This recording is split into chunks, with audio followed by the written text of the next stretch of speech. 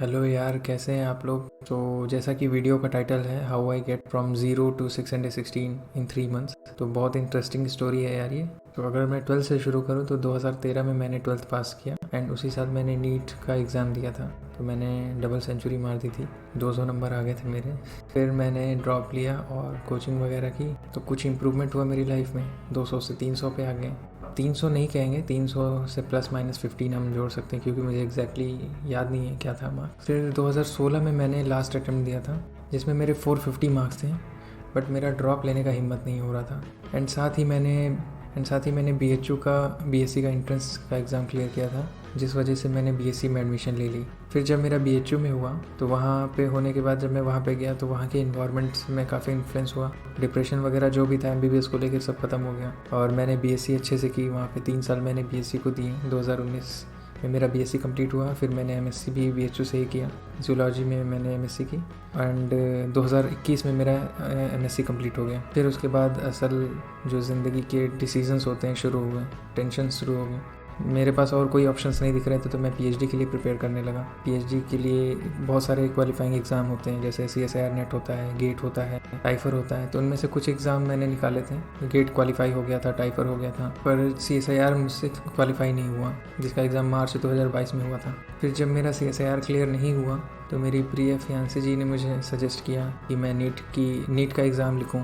मैं तो मतलब कुछ सोच नहीं रहा था, इतने वक्त से नीट के बारे में 6 साल हो चुके थे, पर फिर भी मुझे ये बात मुझे अच्छी लगी कि मैं शायद इस एग्ज़ाम के बारे में सोच सकता हूँ। मैंने रिसर्च वगैरह करना शुरू किया तो देखा मैं सोचा यार इससे बढ़िया होता कि मैं पहले ही नीट एग्ज़ाम निकाल चुका होता। मार्क्स वगैरह देखे नीट के, रिसर्च वगैरह की, जिस तरह से नंबर अभी आ रहे हैं कट ऑफ के, पहले उस नंबर पे अच्छे अच्छे कॉलेजेस मिल जाते थे, इवन BHU मिल जाता था 600 प्लस में। बट अभी तो 600 प्लस कट ऑफ है, कैसे तैयारी होगी। डेट भी देख रहा था तो 17 जुलाई था डेट, 3 महीने रफली बचे थे मेरे पास। फिर भी मैंने सिलेबस वगैरह डाउनलोड किए, फिजिक्स के, केमिस्ट्री के, बायोलॉजी के, और पढ़ना शुरू किए। यूट्यूब नहीं होता तो कुछ नहीं हो पाता मेरे से। यूट्यूब पे मैंने सर्च वगैरह किया फिज़िक्स के बारे में। काफ़ी टीचर्स मिले, जिसमें अलग सर थे, उनकी टीम थी, मुझे फिज़िक्स में उनसे काफ़ी हेल्प मिली। केमिस्ट्री के लिए मैंने Sakshi Vora ma'am, VT sir, Pankaj sir, ये सब मुझे केमिस्ट्री में मुझे इनसे काफ़ी हेल्प मिली। इनसे मैंने काफ़ी कुछ सीखा। एंड बायोलॉजी में बॉटनी से तरुण सर से मैंने पढ़ा, और जूलॉजी तो मैंने खुद से ही अपना कवर किया।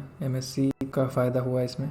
एंड जूलॉजी तो मैंने खुद से ही पढ़ा था, उसमें मुझे कोई दिक्कत नहीं आई थी। जब मैं प्रिपरेशन करता था तो मुझे शुरू में बहुत दिक्कत आती थी। शुरू में मैं बैठ नहीं पाता था ज़्यादा देर तक, पर वही धीरे धीरे आदत लग गई। कंसिस्टेंसी बनाए रखा मैंने इस चीज़ को, थका नहीं, हारा नहीं। बस यही सोचता था कि यार यही मेरे पास एक ऑप्शन है और इसके अलावा कुछ नहीं है। मैंने इवन B.Ed भी ज्वाइन कर रखा था, मैंने BHU का, मैंने उसका एंट्रेंस दिया था, हो गया था, लेकिन मैंने सब छोड़ दिया था। B.Ed छोड़ दिया मैंने, बाकी और सारे एग्ज़ाम को मैंने छोड़ दिया था, सिर्फ नीट की प्रिपरेशन कर रहा था, और पूरा 100% में अपना टाइम इसी में मैंने दिया।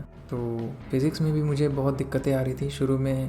भाई 6 साल हो गए थे फिज़िक्स केमिस्ट्री को छोड़े हुए, इवन बॉटनी को भी छोड़े हुए 4-5 साल हो गए थे। तो मुझे काफ़ी दिक्कत आ रही थी इन सब सब्जेक्ट में। बट पढ़ते पढ़ते मुझे ऐसा फील होने लगा था कि मैं फिर से 12th में हूँ।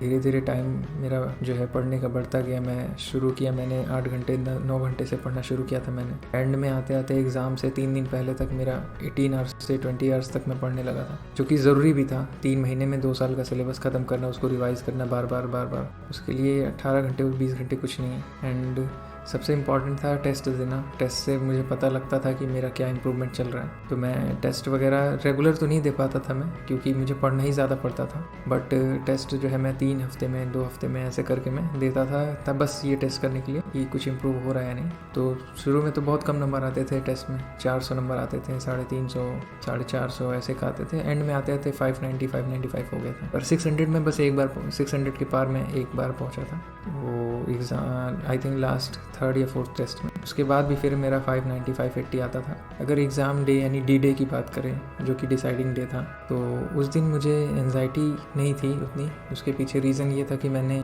घर में भी किसी को नहीं बताया था कि मैं एग्ज़ाम की प्रिपरेशन कर रहा हूँ, नीट एग्ज़ाम की। तो मुझे कोई टेंशन नहीं थी, होगा तो ठीक है, नहीं होगा तो फिर प्रिपेयर करेंगे। और अब की बार तो मुझे 1 साल मिलेगा, मैं एम्स को टारगेट करूँगा। अभी 3 महीने में जो हो गया है वो तो बहुत है।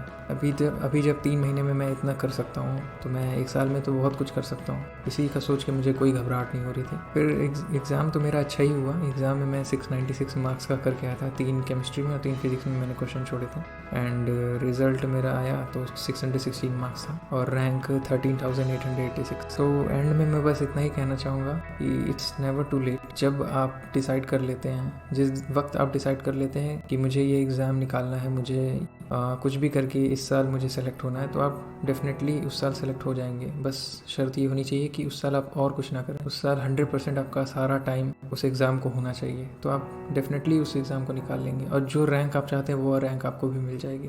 तो बस अब जाग जाओ, उठ जाओ। अभी पूरा साल बाकी है, पूरी सुबह बाकी है। लग जाओ। एक वक्त आएगा जब पूरा दिन तुम्हारा होगा, सिर्फ तुम्हारा ही होगा वो दिन।